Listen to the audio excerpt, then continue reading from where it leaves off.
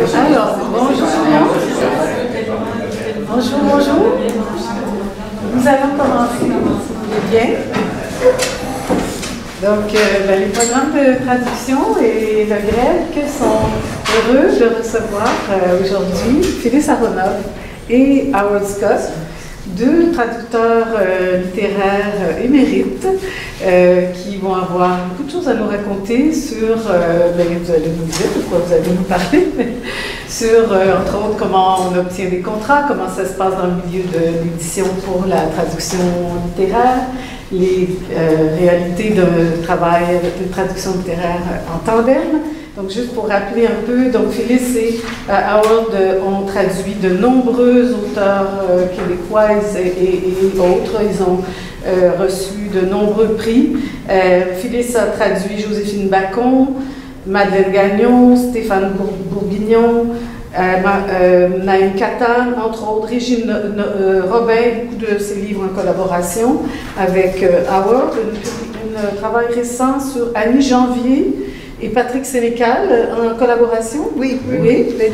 Donc Howard aussi, tous ces auteurs et bien d'autres. Et Howard aussi est connu pour sa traduction vers l'anglais de Le Guélion de Lucky Bersianic, qui, comme on peut s'en douter, a dû représenter un certain nombre de problèmes de traduction vers l'anglais, dont il nous parlera peut-être.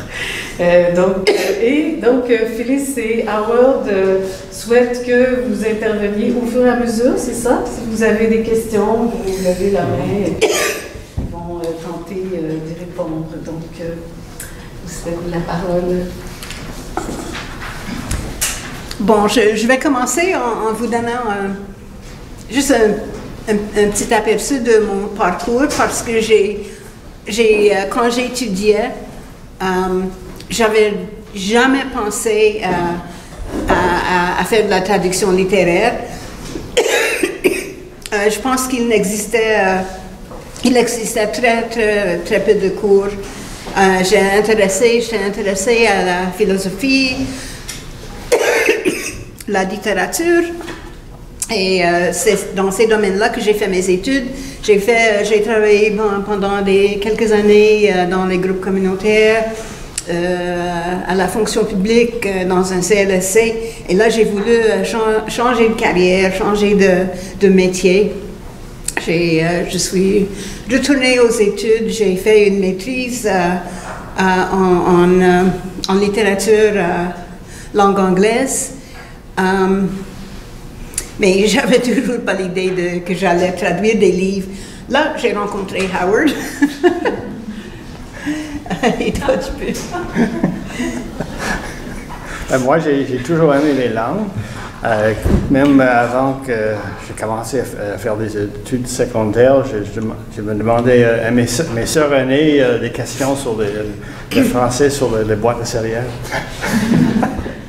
Et au secondaire, j'ai suivi tous les cours de langue disponibles. Il y avait français, latin, allemand et espagnol. Mais moi non plus, je n'avais pas pensé à faire de la traduction.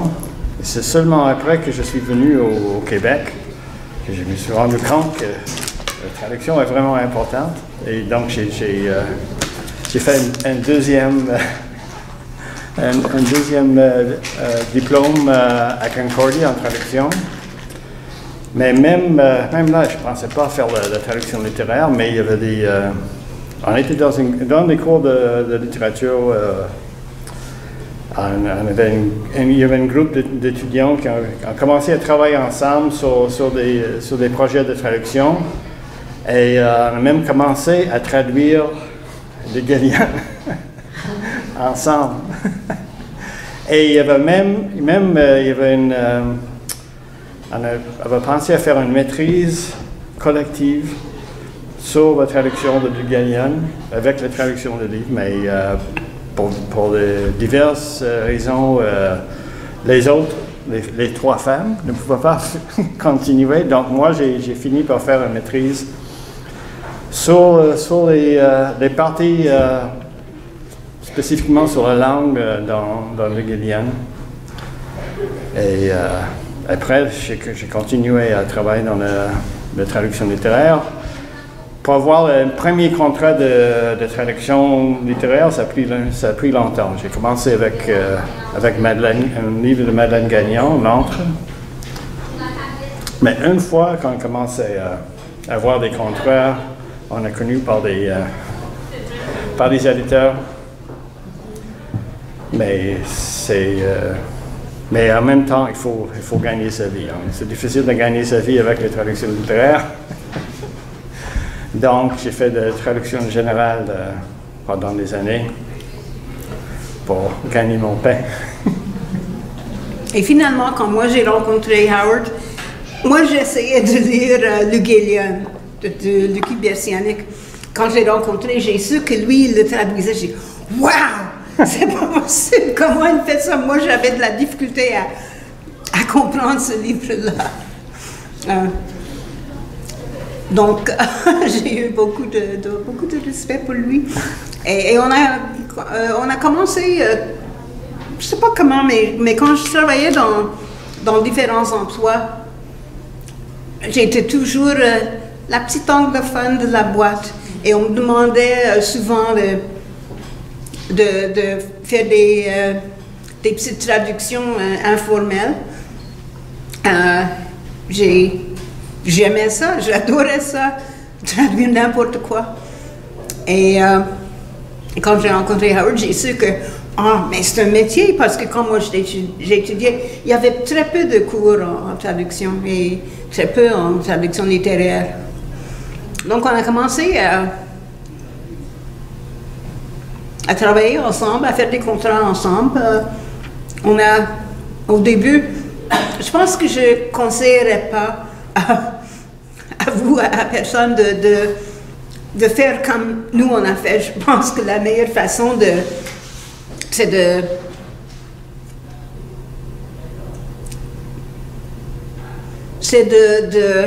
proposer des projets aux éditeurs, ce que nous avons fait, pas toujours avec succès. Mais c'est vraiment si il y a un auteur que vous aimez vraiment,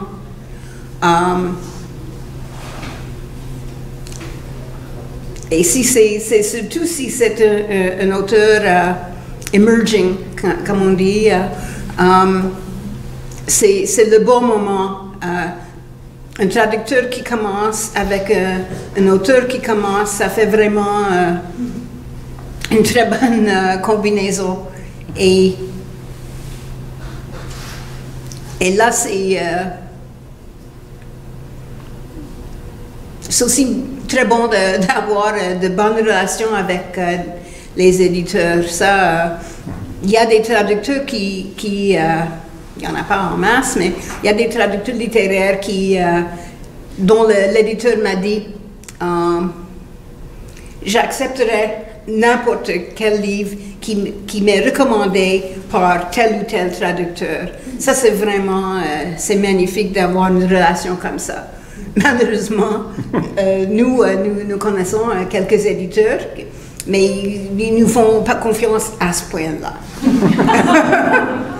Oui, c'est plutôt eux qui nous proposent des projets normalement. Mais des fois, oui, on fait des propositions aux éditeurs. Quand par exemple, il y avait un livre, il y a plusieurs années, un livre de Jocelyn Coulon sur les forces de maintien de paix dans le monde. Il était l'expert. À l'époque, il travaillait toujours au Devoir comme correspondant international. Et il visitait plusieurs pays où il y avait des forces canadiennes de maintien de paix.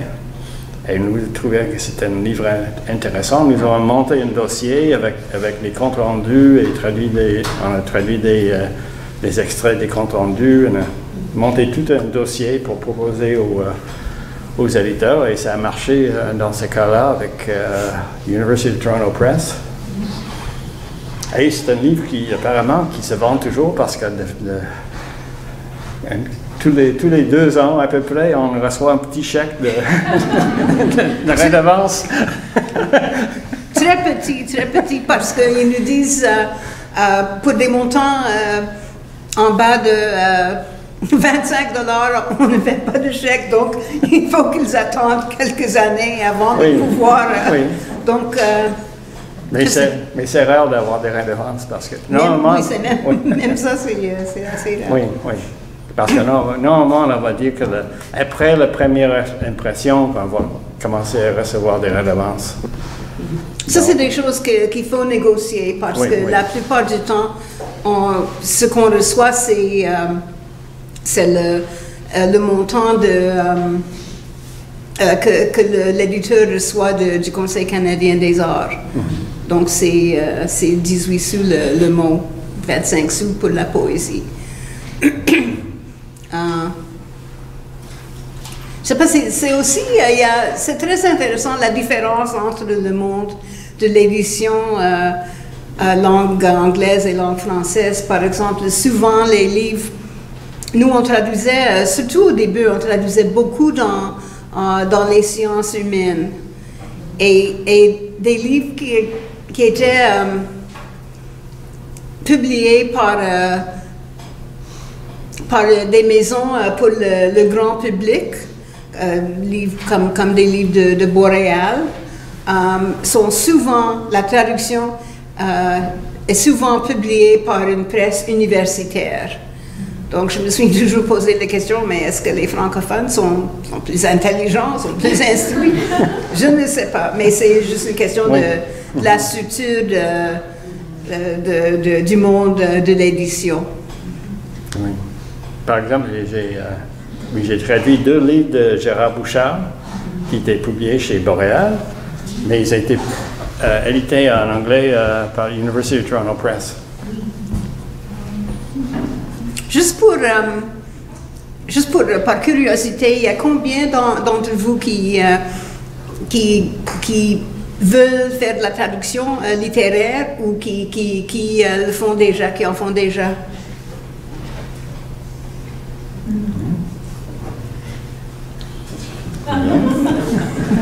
Bon, mais bonne chance. Et vous allez avoir une vie intéressante. Et les jeunes, c'est une blague un peu, mais c'est pour nous quand j'ai dit que nous avons, c'est souvent les éditeurs qui viennent à nous avec le projet. Et c'est assez rare qu'on dit non.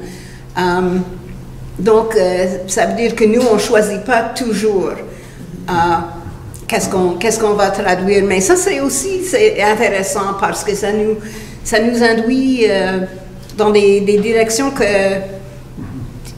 insoupçonnées vraiment, et on trouve des choses intéressantes. On a fait... on a fait un livre sur la grande paix de 1700... oui, 1701, oui. Et c'était vraiment c'est un excellent livre et nous avons beaucoup appris. Nous avons même...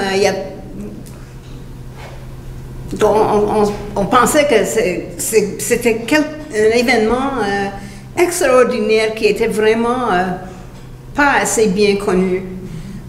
Donc c'était vraiment intéressant de le traduire et il y avait beaucoup de reproductions des accords entre les différents peuples.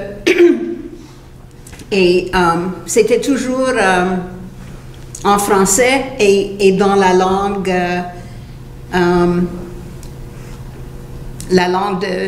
du peuple.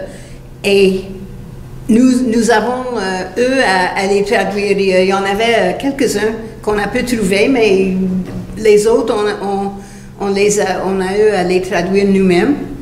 Et on a su que, dans au moins un cas, c'était la première traduction de cet accord-là. Je me disais, mon Dieu, j'espère qu'ils ne vont pas s'en servir en cours, parce que je ne suis pas traductrice dans le domaine. C'est quand même une spécialité qui n'est pas la mienne. Mais il y a toujours des choses, des découvertes. Oui, on apprend toujours des choses en traduisant. Dernièrement, on a traduit un livre par une néonatologiste, mais il y avait beaucoup de choses techniques, mais c'était surtout un témoignage personnel parce qu'elle a eu elle-même un enfant très prématuré, mais il y avait quand même le côté médical. Donc, on a pris beaucoup sur le, sur le soin des enfants prématurés. Mais c'était aussi un livre assez émotif. Ah oui. On a versé quelques larmes en traduisant.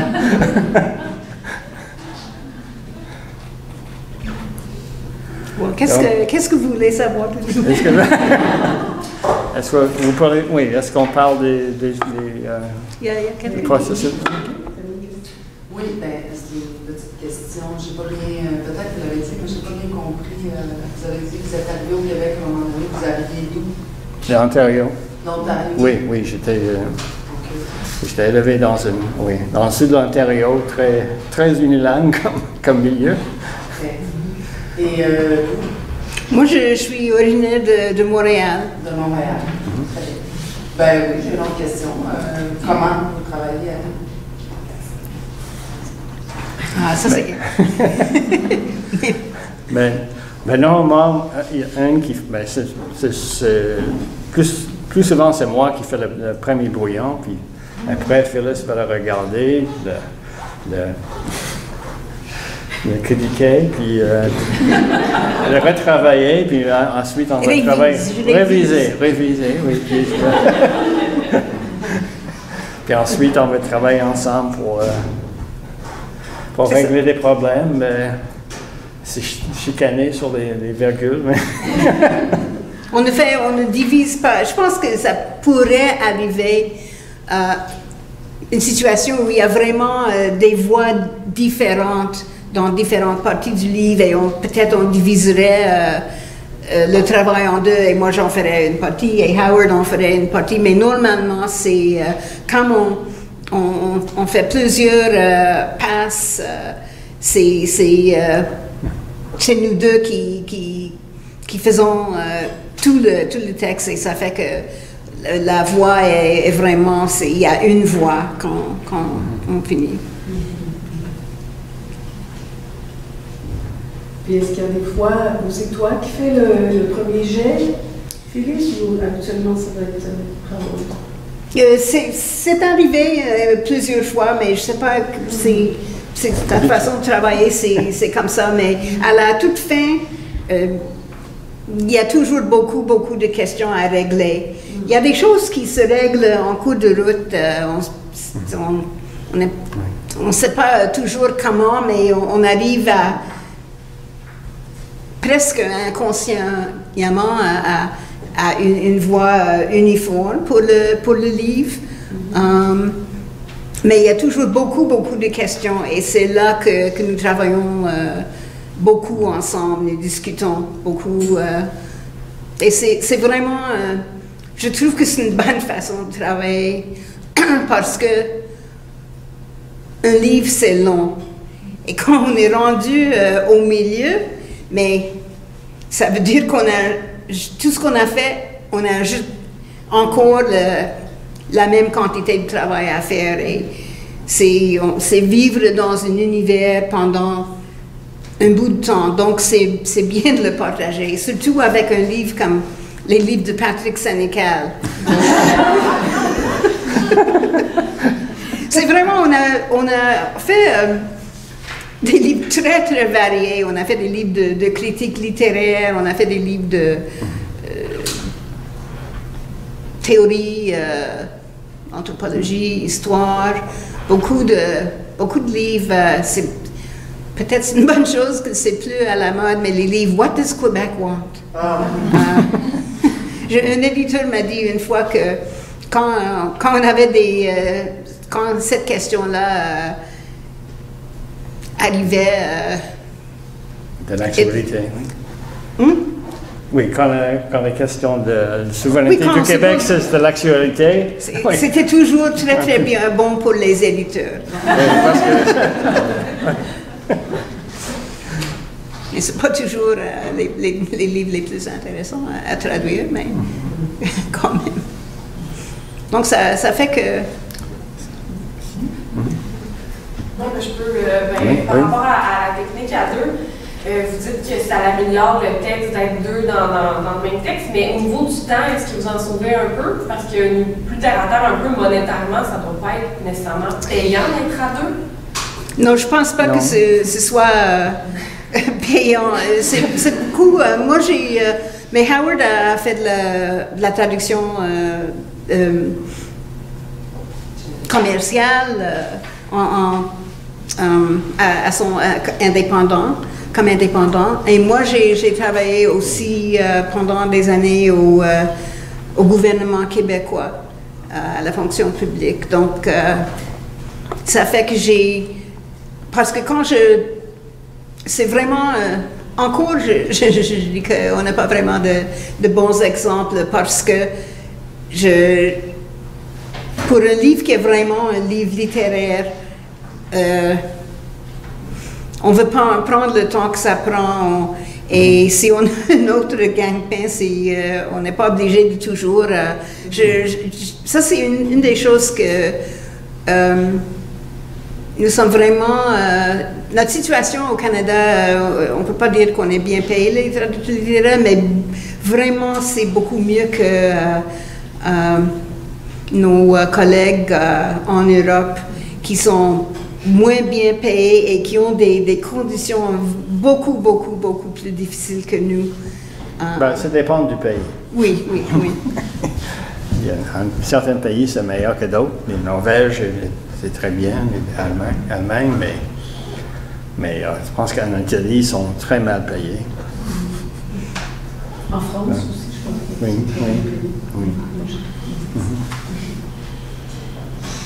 Par rapport à ça, pensez-vous qu'il y a une différence entre, au Québec, les traducteurs qui traduisent du français vers l'anglais ou de l'anglais vers le français? Dans quel sens? Dans quel sens? Oui. Par rapport à la situation des traducteurs littéraires au Québec, vous traduisez du français vers l'anglais, est-ce que l'inverse comme... il y a l'impression qu'il y a davantage de traductions qui seront faites vers le français. Donc, il y a plus d'occasions. Davantage d'occasions. Mais encore une fois, c'est les conseils des arts qui en général, payent les traductions. Donc, ça, c'est les mêmes conditions pour les paiements. On a peut-être, en traduisant vers l'anglais, moi, nous avons ensemble, et moi, tout ça, j'ai fait des livres pour des maisons d'édition américaines.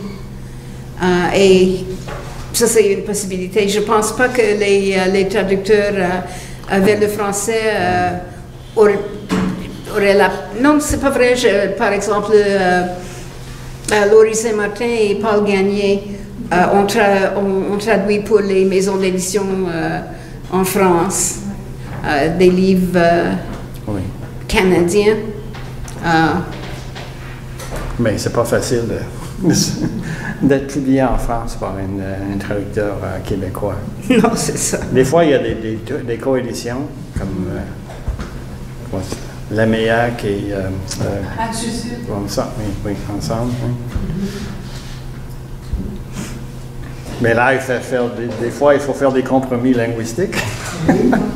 Même quand on était au Centre international de la traduction littéraire à Banff, on a rencontré un traducteur français qui traduisait une auteure canadienne, Joseph Boyden. Et il voulait utiliser le mot bleuet dans sa traduction, parce que c'est le fruit d'ici. Mais non, pas question pour l'éditeur de France. Il fallait dire Mutile. Ça me fait penser, moi j'adore cette anecdote. Nelly Orcan s'est fait corriger par son éditeur français parce qu'elle disait Gougoune. des gougounes. Elle s'est fait corriger. Non, il ne faut pas dire gougoune. Le français, en bon français, on dit des tongs. J'espère que c'est en train de changer cette attitude-là, mais c'est... Est-ce qu'il est arrivé un moment où vous avez traduit, disons, sciences humaines, littérature, tout ça, mais que ça, pas de traduction alimentaire? Est-ce qu'il est arrivé un moment où vous avez réussi à avoir une certaine vitesse de croisière, puis vous n'avez pas eu à faire de la traduction, tu sais, dite alimentaire? Ben oui, quand on a commencé à recevoir des pensions de vieillesse.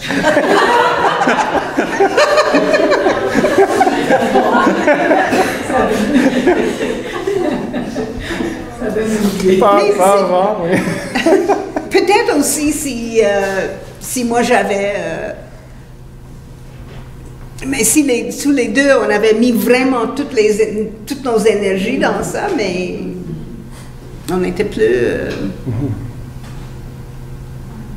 Parce que maintenant, on s'est arrêté de faire des traductions alimentaires. Parce qu'on a assez d'argent pour vivre. Donc, oui, on ne peut pas dépendre de la traduction littéraire pour gagner sa vie vraiment. Il y en a beaucoup. Il y a beaucoup justement de traducteurs littéraires qu'on connaît, qui sont, par exemple, des universitaires ou travaillent dans l'édition. Il y a aussi des écrivains maintenant. Ça, c'est peut-être un changement dans le domaine. Oui, ça, des écrivains qui n'avaient pas fait de la traduction, qui maintenant en font. Et je pense que c'est toujours bien d'avoir un traducteur qui sait écrire. Et je pense que c'est une façon pour entre autres choses, c'est une façon pour les éditeurs de booster un peu la rémunération de leurs écrivains. Et ça, c'est gênant un peu aussi quand on se plaint qu'on n'est pas bien payé comme traducteur littéraire, parce qu'on se plaint souvent.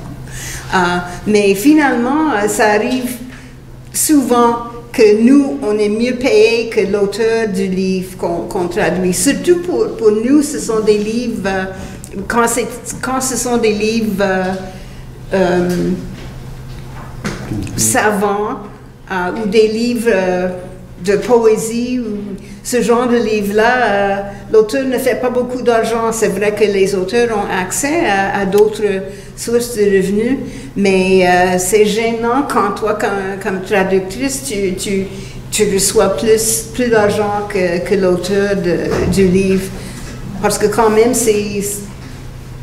sans l'auteur, on se plaint aussi qu'il n'y a pas suffisamment de respect pour la traduction, mais tout dépend de l'auteur. On est toujours, we're all standing on the shoulders of our authors, really, and if you have when you have a wonderful author to translate, I mean, it's just, your work is so much better, and it's just such a wonderful experience. Une question par rapport au financement du Conseil des arts, justement. Est-ce que vous avez vécu... Moi, j'ai traduit un livre en anthropologie, moi, puis j'ai proposé un nouveau projet. Je l'avais proposé au Presse Université Laval, ils ont accepté, ça, il a été publié. Et puis, quand j'ai proposé un autre projet, on m'a dit que la vision avait changé et qu'ils ne finançaient plus les livres. Est-ce que vous avez vécu ça, vous aussi, depuis 10 ans, à peu près? Oui, les critères sont plus serrés maintenant quand c'est des arts. Donc, par exemple, oui, le livre sur le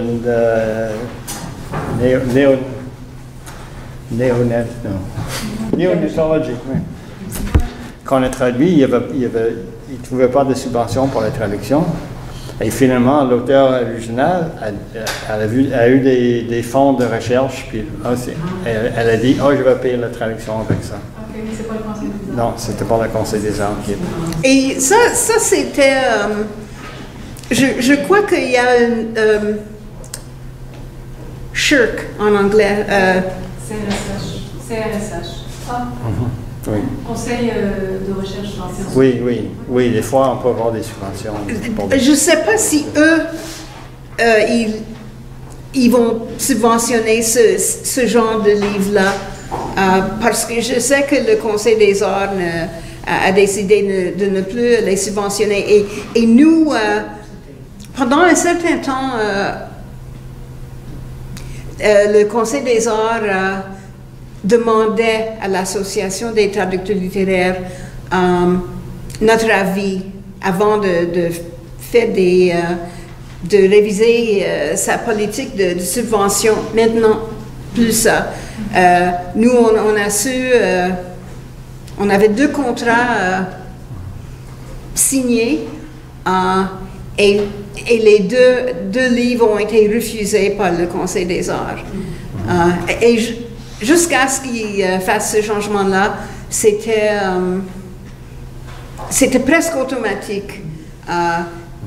Le Conseil des arts ne voulait justement pas avoir à juger de la qualité littéraire du livre. Donc, il disait, bon, mais à part les livres des how-to books, des livres de recettes, des choses comme ça, il subventionnait tout. C'était presque automatique. Et c'est dommage que... J'espère qu'il y a un autre organisme qui va les financer parce que il y a quand même de très bons livres. Oui. Oui, ça c'est dommage. Je reviens à votre méthode de travail. Est-ce que vous travaillez en collaboration avec les auteurs? Oui, ça dépend toujours. Mais, au cours de la traduction, on a eu quelques questions et en travaillant les questions, le plus souvent on va trouver des solutions, mais des fois on a des questions pour les auteurs. Mais ça dépend du sorte de livre. Parce que, par exemple, avec le livre de Jocelyne Coulon que j'ai mentionné, on travaille beaucoup avec lui. À l'époque, c'était...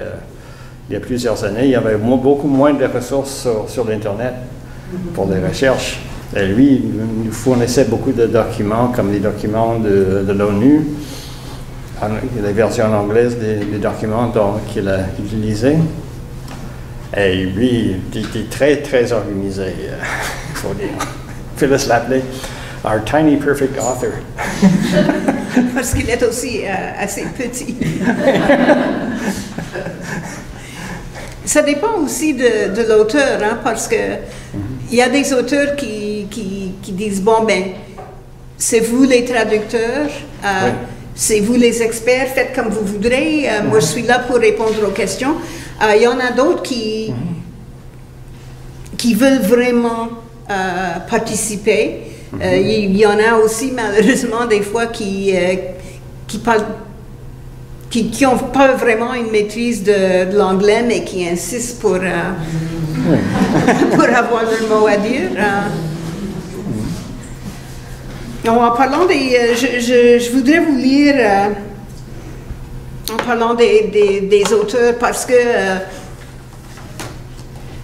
ça varie beaucoup. Une de nos auteurs qu'on a beaucoup traduit, Howard a traduit beaucoup de la poésie de Madeleine Gagnon et nous avons ensemble traduit ses livres de prose. Et elle a passé une semaine avec nous à travailler à BILTC, Centre international à Banff. Et elle a beaucoup aimé travailler avec les traducteurs. Elle a écrit une lettre à tous les traducteurs qui étaient là.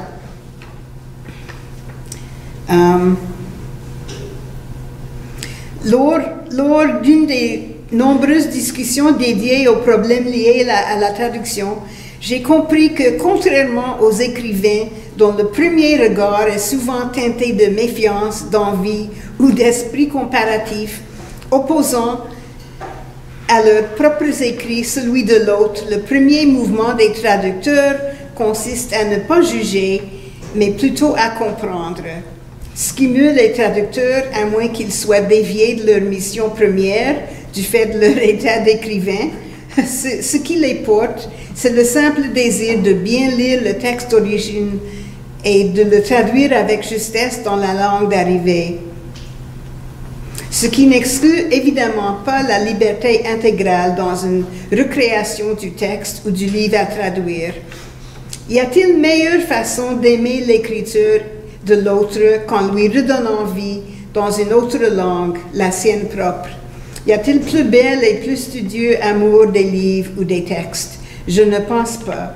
Je ne pense pas et je crois même que si tous tentaient la traduction de ce qui est écrit ailleurs, en d'autres cultures et en d'autres langues, et le plus justement possible, les humains livrés à la connaissance de l'autre ne se feraient sans doute plus la guerre.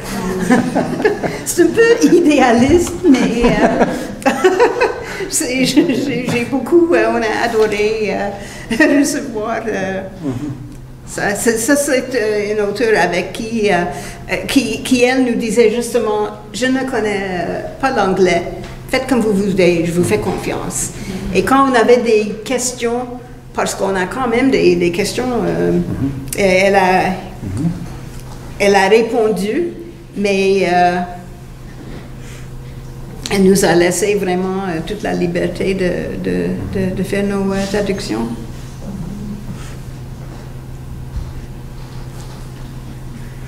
J'ai une question par rapport à la traduction au Howard de Natacha Canapé-Fontaine. Oui. Juste parce qu'on l'a reçu tout récemment au Centre Albert, comme je te disais, c'était un grand succès, notre plus grand succès. Peut-être avec Joséphine Bacon, il y a 2 ans, donc c'est quand même. Donc, que tu as traduit, est-ce que tu as plusieurs recueils d'elle? Oui, 3 jusqu'à là. Donc, nous, on a regardé dans le séminaire quelque pages de Blueberry Zenapicot, puis comme on l'avait reçu au Centre Albert récemment. Je me demandais si tu peux, d'abord, si tu l'as rencontrée, si tu as échangé avec elle, et si tu peux nous parler un petit peu du travail la collaboration avec elle. Est-ce que ça t'a aidé à traduire ou tu aurais pu tout faire ça de ton côté, mais ça t'a enrichi sur le plan personnel, etc. Oui, non, j'ai travaillé avec elle parce que des fois, c'est avec une poésie comme ça, c'est pas toujours clair qu'est-ce que vous voulez faire. Il y a aussi des mots en Innu. Il faut qu'elle m'explique des mots en Innu. Dans les livres originaux, il n'y a pas d'explication des mots en Innu. Elle écrit surtout pour les gens qui connaissent un peu la langue déjà. Mais moi j'ai fait des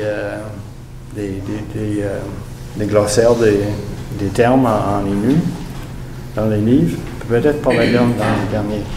Mais non, mais j'ai travaillé avec elle et elle maîtrise de plus en plus bien l'anglais, donc ça aide. Donc je passe par tout le texte avec elle. Elle regarde tout le texte et je lui demande des questions. Elle fait des fois quelques suggestions. Juste pour se faire suivre à la question de Patricia, vous avez répondu que vous faisiez des glossaires de termes Innu. Donc vous les mettez à la fin de votre traduction? Oui. À la fin. Et puis c'est aussi parce que l'Innu, il n'est pas tellement parlé ailleurs au Canada qu'au Québec. En fait, est-ce que c'est ça? Est-ce que c'est ça qui demande du côté oui, c'est la langue qui est parlée au Québec et au Labrador. Oui. Au Labrador, c'est ça. Je ne pensais pas que c'était parlé ailleurs. Donc ça, c'était une raison pour et je pense que la langue Innu a évolué différemment à Labrador et au Québec. Oui. Donc ça fait... Oui. Je ne me connais pas vraiment dedans, mais c'est une difficulté de plus. Oui. Je ne sais pas si vous voulez regarder ces livres-là. Je vais peut-être les... Circuler, oui. Mais c'est très intéressant d'apprendre un peu sur la langue Innu. J'ai même acheté une grammaire d'Innu. C'est vraiment fascinant. Et si je veux faire une lecture de sa poésie, il faut apprendre comment prononcer les mots, qui n'est pas toujours évident. Et c'est la même chose pour toi, Phyllis, puisque tu as traduit Joséphine Bacot. Oui. Donc, elle en plus, c'est sur la page de gauche, tout le texte en Innu, puis une traduction, ou en tout cas une équivalence sur la page de droite. Oui, donc ça c'est devenu le Innu sur la page de gauche et ton anglais sur la page de droite. Moi, j'ai traduit du français. Oui. Et je pense qu'elle, quand elle a dit qu'elle pense ses poèmes d'abord en Innu Aimun, mais quand elle les écrit en français, c'est pas vraiment une traduction, c'est réécriture, oui. Et dans son cas, elle, j'ai mis un glossaire à la fin parce qu'il y avait un glossaire dans l'original française. Et quand j'ai eu à lire avec Joséphine Bacon, et j'avais beaucoup de difficultés à prononcer les mots Innu. Mais aussi, quand j'ai terminé ma lecture, elle m'a dit très gentiment, mais ça m'a fait de quoi. Elle a dit, vous savez, quand on fait une récitation en Innu, on parle très lentement. Et moi, j'étais nerveuse et je voulais pas dépasser mon temps. Donc, j'ai lu plus vite que je me sentais. J'avais jamais pensé à ça. J'avais pensé un peu en traduisant un peu à la sonorité Innu, mais comme je connais pas cette langue-là, je connaissais pas vraiment. Et ça m'a donné beaucoup de matière à réflexion quand elle m'a dit ça.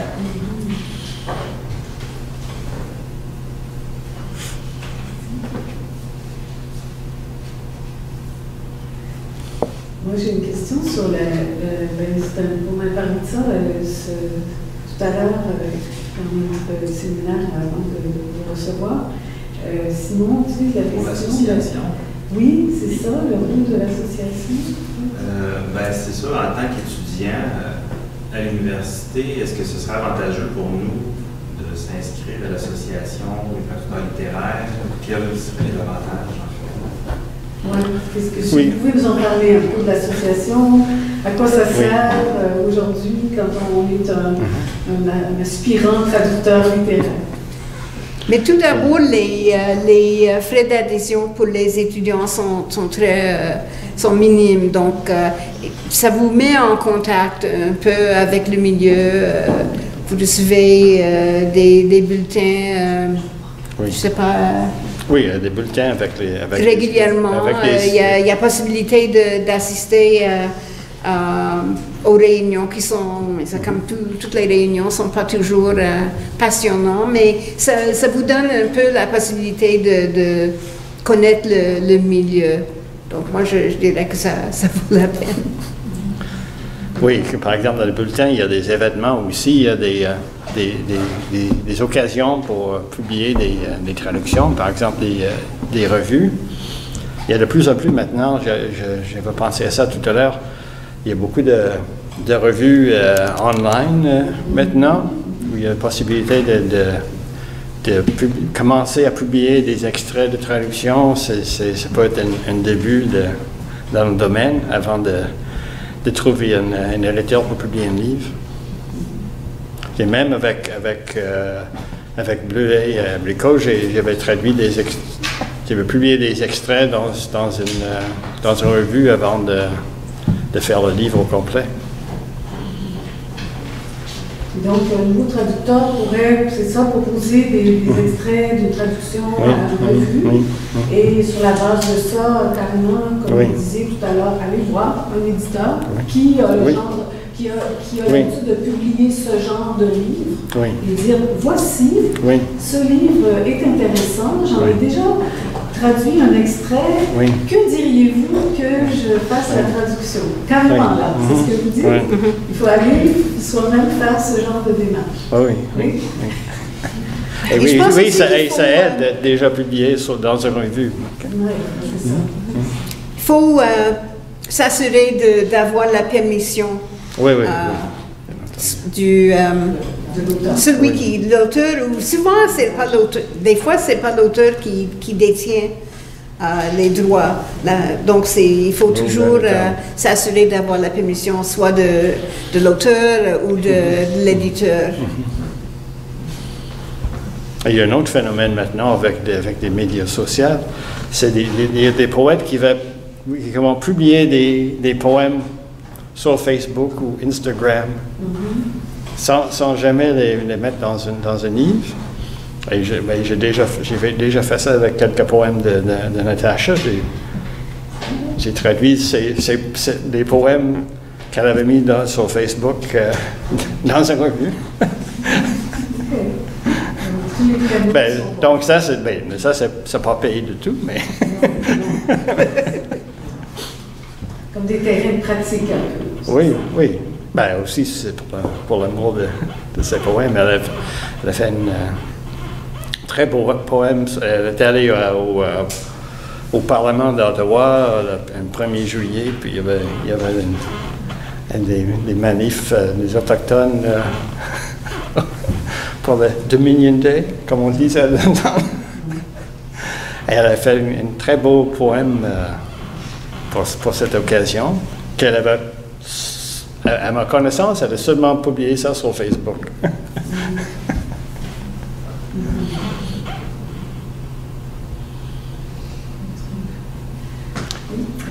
Est-ce qu'il y a des difficultés de traduction que vous aimez particulièrement travailler?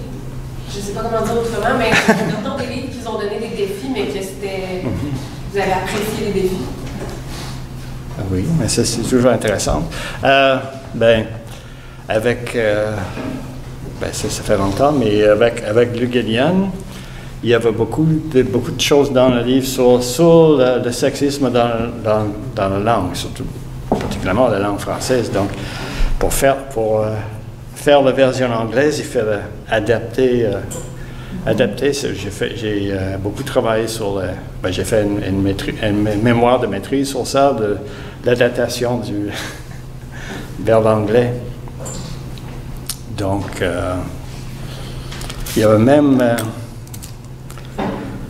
par exemple, il y avait l'accord du participe passé. Donc, elle a parlé, s'il y a 300 chatons et une femme qui se promènent dans la rue, il faut faire l'accord avec qui se sont promenés.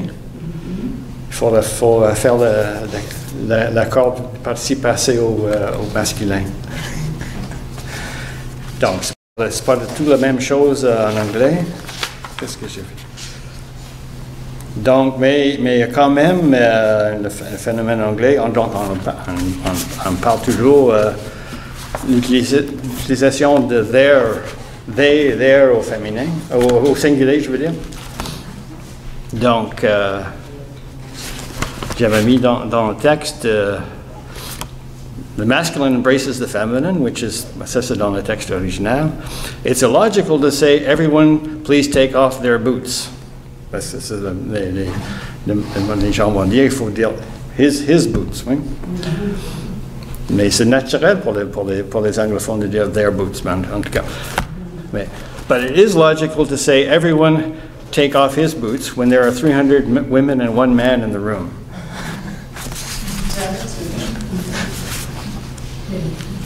Et un autre exemple où il dit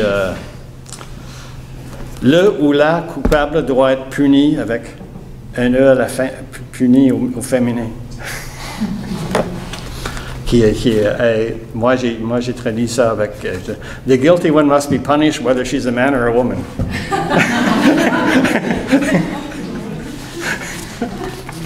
Et cet exemple-là a été déjà cité dans plusieurs papiers universitaires.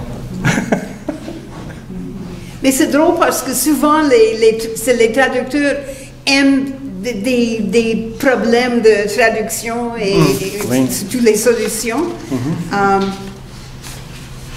Mais c'est beaucoup moins ça qui intéresse les maisons d'édition. Un livre qui est vraiment un défi pour le traducteur à cause des difficultés de traduction. Et ça peut être un très bon livre, mais les maisons d'édition, c'est pas ça qui les intéresse. Nous, ça nous intéresse. Moi, je peux vous mentionner un problème que j'ai. Malheureusement, on se rappelle, moi je me rappelle des problèmes auxquels je n'ai pas trouvé de bonne solution. Un de ces problèmes, c'est le titre « La Québécoite » de Régine Robin. J'ai vécu avec cette traduction, j'ai travaillé pendant un an de temps, et je me disais, bon, mais il va sûrement m'arriver une solution brillante. Malheureusement, non, j'ai jamais eu de solution brillante. Des fois, je pense toujours à ça, je me dis, j'aimerais bien trouver une bonne solution, mais non. Et comment vous aviez adapté le titre? The Wanderer. C'est lui qu'on a vu tout à l'heure. Ok, je me demandais si c'était celui. C'est un peu parce que le personnage principal, elle se promène dans 3 quartiers de la ville, donc, et elle marche beaucoup, elle adore marcher, elle observe tout, mais quand même.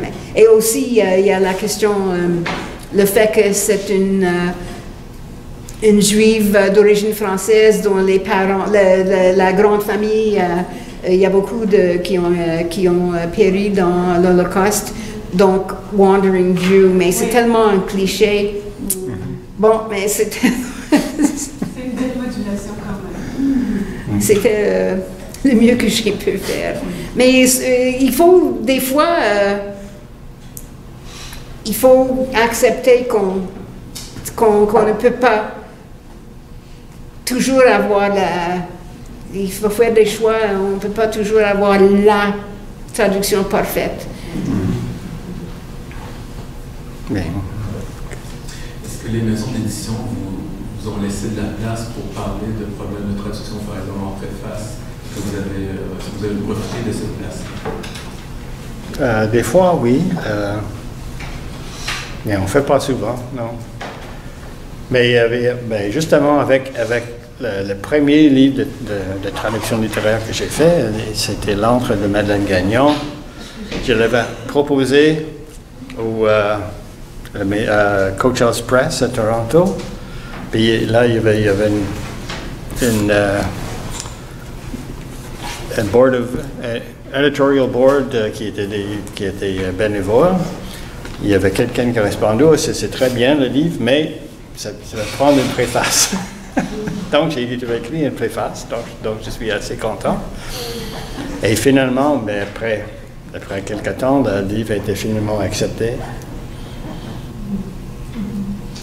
Mais oui, non, en général, on ne le fait pas. Non. Il y a des livres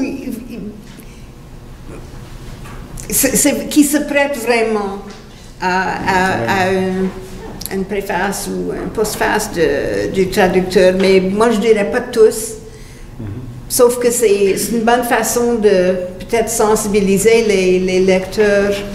Je pense que on le fait plus souvent quand c'est une écriture que on veut le rendre peut-être un peu plus accessible ou... mais je pense, je ne sais pas si... c'est pas tous les éditeurs. Les éditeurs, ils n'aiment pas ça. Et souvent, pour l'éditeur, l'éditeur veut rendre le livre accessible en changeant vraiment en faisant des modifications à la traduction qui ferait que il y a là où l'auteur a innové dans sa façon dans le style, et l'éditeur dit oh, we don't say that in English, we don't say it that way in English. Well, no, but the author didn't say it that way in French either. The author was doing, yes, deliberately using language in a particular way, but it's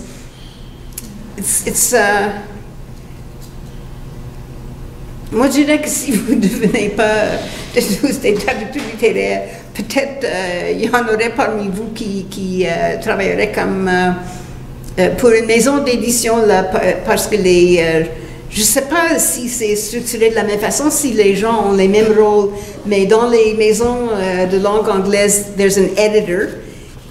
C'est l'éditeur, c'est un peu plus qu'un correcteur ou une correctrice, plus souvent, mais qui vraiment souvent négocie avec le traducteur, ou dans le cas où c'est pas une traduction, on négocie avec l'auteur. Et faudrait que ces gens-là comprennent bien ce que l'auteur et le traducteur essaient de faire. Donc, concrètement, ça vous arrive d'avoir votre traduction, des passages de votre traduction corrigés, ou en tout cas discutés avec vous par l'éditeur qui vous dit non, ça va pas. Qu'est-ce qui gagne? On discute parce qu'il y a de très bons, they're wonderful editors, qui eux, they prevent you from making a terrible mistake. Yeah. They find things and they say, You go, oh my God, did I say that? Mais c'est vraiment une négociation et il faut être, moi je suis assez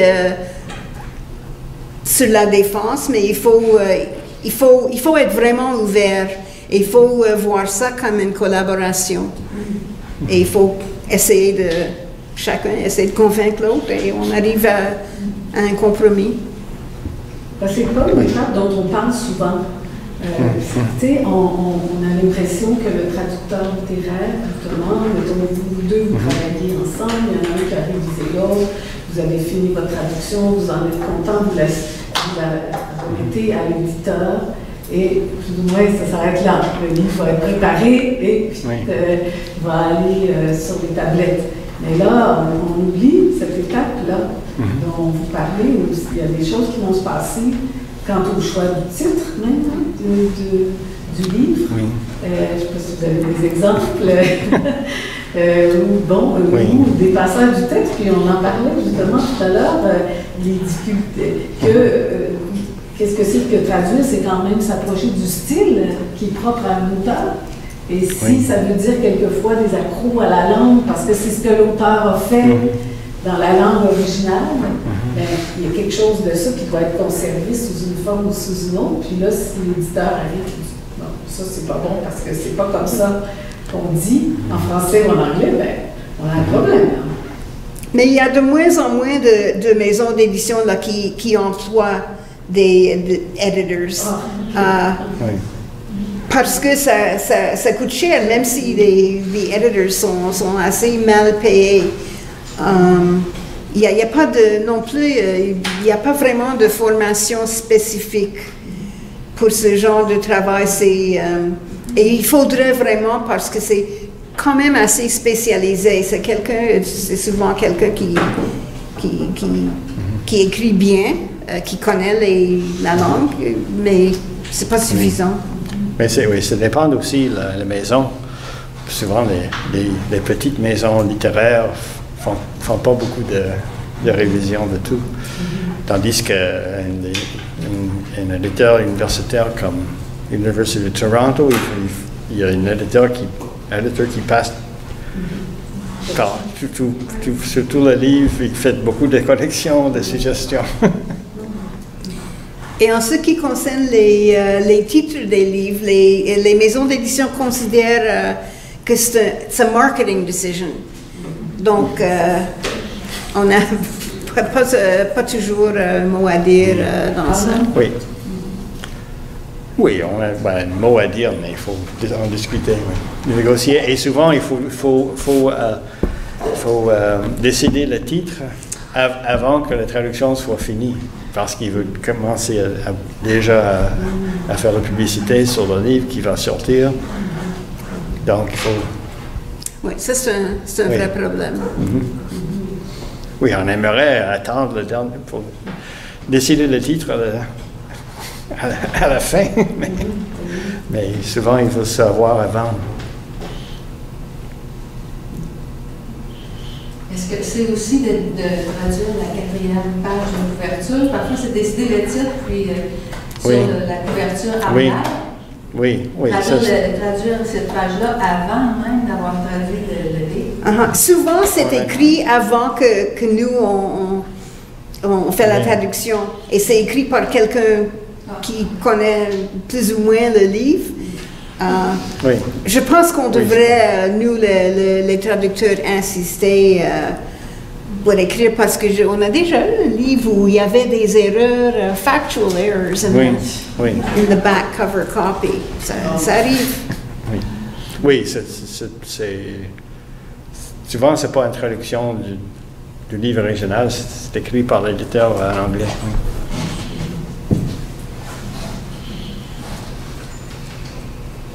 Est-ce que ça vous a déjà arrivé de retraduire quelque chose qui avait déjà été traduit?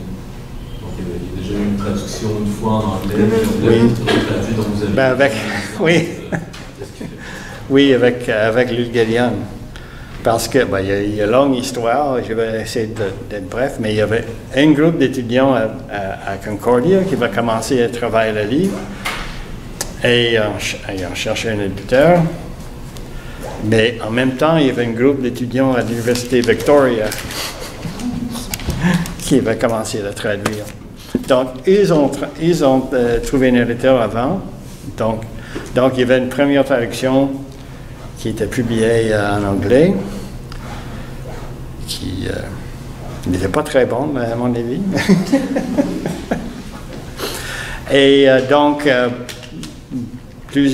beaucoup d'années après, moi, j'ai publié ma traduction du livre. Donc, oui, ça n'arrive pas souvent. Et aussi, si un livre a déjà reçu une subvention de traduction du Conseil des arts, on ne donne pas de subvention pour une deuxième traduction. Non. Donc, cette traduction n'a pas eu de subvention de tout. Donc, c'était le prix du gouvernement général qui a payé la traduction. C'est à peu près le même montant. C'est quand même extraordinaire. Comment vous avez réussi à payer? Parce que c'est très, très bon. Ceux qui ont lu le Guénion, vous savez à quel point ça doit être très, très long à traduire. Tu es toujours en train de t'arrêter sur des jeux de mots, sur des... Alors, comment vous êtes payé avant de savoir que vous alliez avoir le prix du gouvernement général? Comment vous êtes payé? Est-ce que l'éditeur vous a donné un petit montant? Non. Même pas? Vous l'avez fait gratuitement, totalement? Oui. Wow. Et c'était une très petite maison d'édition qui venait de commencer. Mais j'avais un très bon éditeur. Et c'est vraiment utile pour moi parce qu'en faisant justement des editing, j'ai vraiment compris ce livre-là. C'était quoi le nom de votre petite maison d'édition? C'était Alter Ego Editions. Et j'avais fait un arrangement avec... je ne vous conseille pas de faire ce genre de choses-là. Vous allez vivre dans la pauvreté. Mais j'avais convaincu la maison d'édition Véhicule d'inclure ça dans leur catalogue, dans leur distribution, dans leur diffusion. Et ça a paru comme une... en anglais, on dit imprint des éditions de Véhicule Press. Parce que moi, j'étais tombée amoureuse de la québécoise et je l'ai fait sans subvention. Howard avait fait le New Kenyon sans subvention et là on avait ces deux traductions qu'on faisait juste pour le plaisir de les faire. Oui. Donc ça c'est l'amour de la traduction littéraire. Ça c'était notre... La Québécois savait pourquoi il n'y avait pas de subvention. Ça n'intéressait pas non, parce que dans ce temps-là, on n'avait pas. Il fallait avoir publié un certain nombre de traductions. Maintenant, il y a des subventions pour les emerging publishers. Donc, c'est plus facile, mais... Mais tu l'avais proposé à d'autres éditeurs? Oui, on avait fait le tour des éditeurs tous les deux et on avait vraiment... et ce sont des livres difficiles, mais quand même, ce sont des livres intéressants. Mais les éditeurs, je dirais en général, au moins dans le monde, l'édition anglophone, sont pas... They're not very adventurous. Et eux aussi, ils n'ont pas... je veux dire, ils font ça souvent par l'amour aussi. Mais il y a des grosses sommes d'argent en jeu et il faut peut-être pas toujours publier vous le savez, c'est comme ça de... Je parcourais rapidement les préfaces justement dans les livres. Et Howard vous présenter comme un diplômé de Women's Studies, puis aussi comme étant particulièrement intéressé à l'écriture féministe. Oui. J'aimerais que vous en parliez dans votre choix de livre, d'auteur ou dans votre approche de la traduction. C'est un peu par hasard que je suis tombé dans ça, mais quand j'étais à Concordia, il y avait une professeure en particulier qui nous faisait lire des textes féministes dans ses cours, qui était vraiment mon introduction à cette pensée. Et ensuite, il y avait ce groupe, à cette époque, c'était la fondation de l'Institut Simone de Beauvoir. On a commencé les cours de littérature au féminin. Je suis justement dans ce cours-là que j'ai rencontré Madeleine Gagnon pour la première fois, quand elle est venue visiter la cour. Donc, il y avait un groupe d'étudiants, moi et 3 femmes, qui ont commencé ensemble à peut-être faire un collectif de traduction. On a traduit un texte pour un syndicat. Et ensuite, on va embarquer dans ce projet de travail sur le Galian et faire une maîtrise ensemble. Et ça, c'était le début. Et j'ai fini par faire moi seul la maîtrise. C'était à Concordia, il y avait un programme spécial de maîtrise, Special Individual Program, où on pouvait bâtir son propre programme, faire une maîtrise interdisciplinaire. Donc, j'ai fait des cours en philosophie, linguistique, littérature, et j'ai fait la maîtrise, le mémoire de maîtrise. Et ensuite, cette professeure, ma meilleure vertu, me dit que Madeleine Gagnon n'a pas publié en anglais encore, il faut que tu la fasses. Donc, j'ai commencé à traduire Madeleine. Et ce qui est intéressant, il a été bien reçu comme traducteur féministe. C'est intéressant parce que c'était l'époque aussi où on comparait les traductions faites par des femmes et par des hommes, et on trouvait que... Donc c'était intéressant de voir qu'il y avait un couple d'hommes qui étaient... Oui. Et qui c'était cette prof-là à Concordia? Quel était le nom de la prof à Concordia? Maïr Vertuis. Excuse-moi? Maïr Vertuis. Oh, Maïr Vertuis, oui. Oui. Oui. Est-ce que c'est comment dire, un titre que vous conservez aujourd'hui? Est-ce que vous vous présentez comme traducteur féministe? Oui.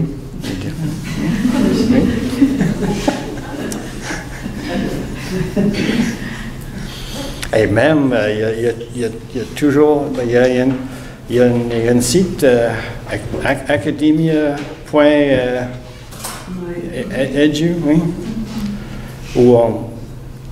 qui m'envoie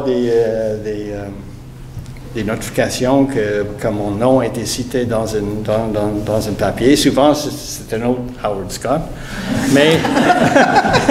Mais des fois, c'est moi. Et je suis toujours mentionné comme un traducteur féministe. Ben, surtout à cause de Louise von Flotow à l'Université d'Ottawa qui m'a parlé de moi dans ses livres. Mais c'était drôle, une fois, il y avait un livre, un papier qui était écrit par un Espagnol, je ne sais pas si je l'ai ici. Ah oui. Et le papier, c'était publié en anglais et en français, en anglais et espagnol, mais dans la version en anglais,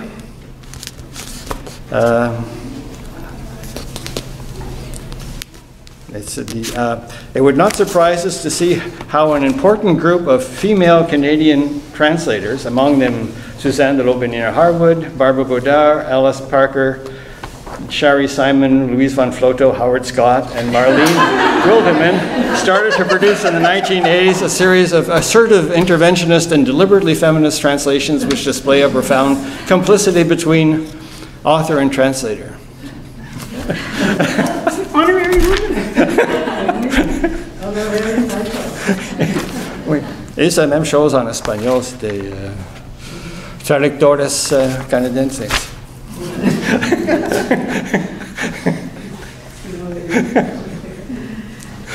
Bien, il y a d'autres questions. On va vous remercier chaleureusement.